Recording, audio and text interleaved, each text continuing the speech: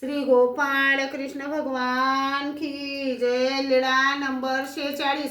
औसाला अगाधत्व निरूपण।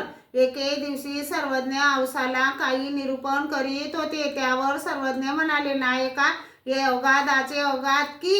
यावर सर्वज्ञांनी खंडेया खुमटे याचा दृष्टांत निरूपण केला। कोणी एकू डोयाची एक थडीये बेसला असे, तेथ कोणी एकू वेळसू ये उदकाचे स्वच्छ निर्मळपण देखोनी आतुल खंडे खुंबटे आसडग देखे।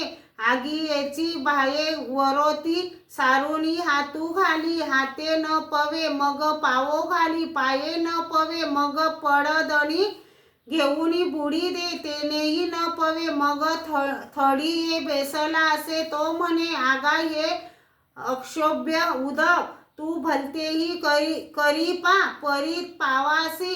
तसे देवतेच्या विद्या साधनाने भक्ती करून परमेश्वराचा मोक्ष मिळवण्याचा जर कुणी उद्यम करीत असेल तर त्या साधनांनी तो मिळत नाही असे म्हणणारा परमेश्वराचा अपरोक्ष ज्ञानी या डोहाच्या खाटावर बसलेल्या स्थानी आहे। श्री गोपाळ कृष्ण भगवान की जय।